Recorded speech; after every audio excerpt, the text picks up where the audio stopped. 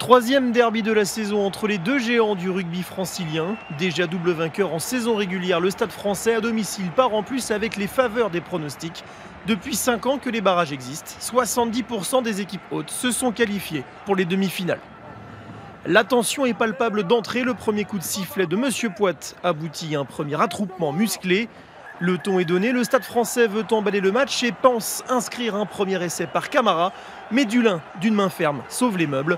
9e minute, cette fois c'est la bonne, Dupuis éjecte sur son capitaine Parissé. Parissé voilà, en surnombre, la passe n'est pas bien ajustée, Sergio Parissé la garde, Waïséa, essai 10e essai du Fidjien cette saison qui récompense un excellent travail de conquête, 7-0 pour le Stade Français. 23e minute, toujours pas de réaction du Racing, Classen traîne dans la zone de libération après avoir plaqué, pénalité transformée par Stein qui rajoute 3 points pour le club parisien. Pire, les Racingmen perdent du calcon pour une mêlée enfoncée, les avants du Racing subissent encore et Monsieur Poit accorde un essai de pénalité. 17-0 pour le Stade Français, le staff parisien exulte. Mais contre le cours du jeu, le Racing va réagir grâce à Maxime Machenaud. 17-7 à la pause pour le Stade Français, le Racing peut encore y croire. En touche, on n'a pas de bons ballons, donc voilà.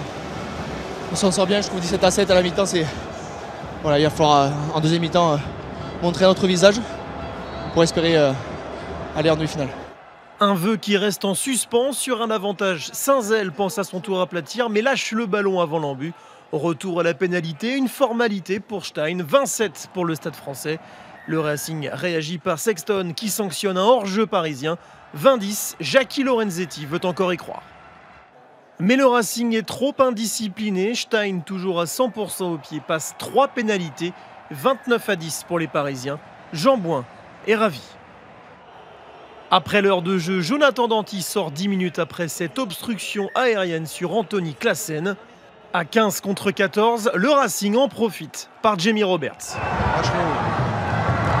Oui, avec Roberts qui avait dû casser le plaquage pour le deuxième essai du Racing Métro. 29-15, Sexton malheureusement pour le Racing ne transforme pas. Stein, l'homme du match, lui, reste imperturbable et passe encore 3 pénalités, dont la dernière à la sirène.